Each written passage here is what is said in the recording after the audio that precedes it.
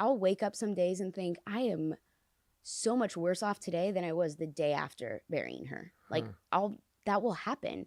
And then because we are taught in time, you'll always miss her and she'll always be a part of you. But in time, you'll just remember the good memories. So many times I'm told that. And like, even from people who have lost people, because we're trained to say that.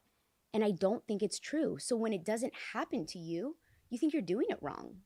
Or what's wrong with you? You should be fine by now. So then what do? We mask. We either isolate or we mask. We isolate because we're alone and nobody understands what we're going through, and we become angry or we become severely depressed, or we mask so that we can go back to fitting in and not make people uncomfortable because we're sad all the time.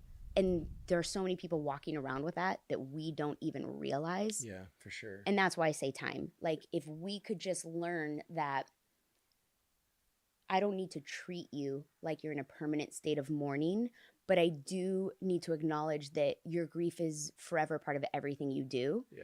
And be okay giving a little bit of space for that. Yeah. In our relationship for you.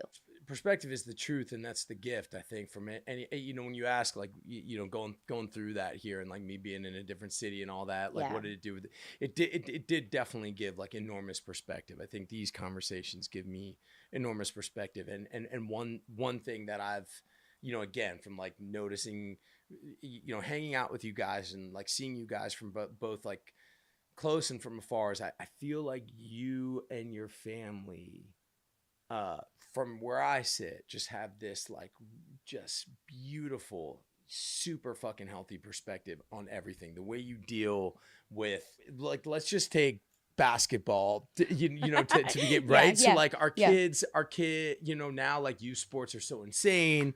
Our kids play for this like elite, like fucking like AAU basketball thing. And,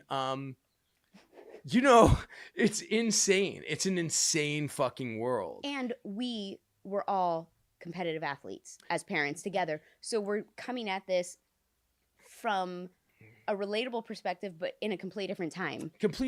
So but we're not coming from like where a lot of parents are coming from. We're like, it's so clear they never fucking played a sport. We're not vicariously like, living through them. Yeah. We're just like, oh, they have to navigate a whole different world than what we did when we were elite athletes. Exactly. and especially way different than when we were fucking 11, right? And like at like 10. I didn't even start till I was 11. Yeah. You know what I'm saying? Different, and so like, our kids have like this like enormous amount of fucking pressure on them, and I, it is something like I'm navigating, from Erin's side of things, like her uncle wins a gold medal in the Olympics, and then her brother, from all opinions, is better than him coming up. So she's coming up with a brother a year apart from him, where wrestling is like fucking everything in the world. And like in their house, like, no furniture, there's the wrestling mat. Like Erin had to wrestle her brother, like, and like when she would beat him, like her uncles would like pay her.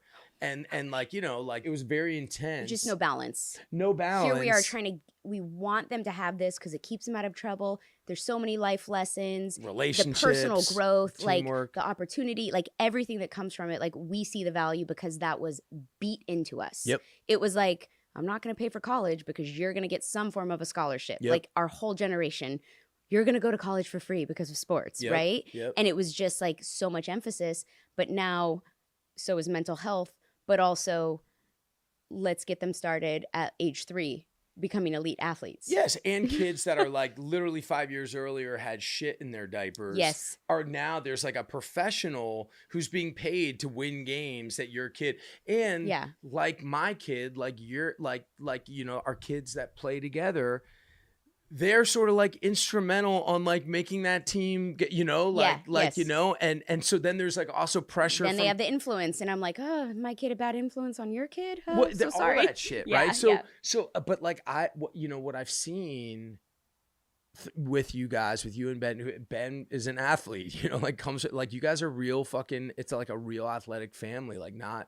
Again, there's no vicarious bullshit, and it's so clear with you guys that like the life lessons for Saw are so much more important than the wins and the losses, or so much more than the and yet like I feel like you guys and I really struggle with it. Like I really struggle with my relationship with my kid in sports, but like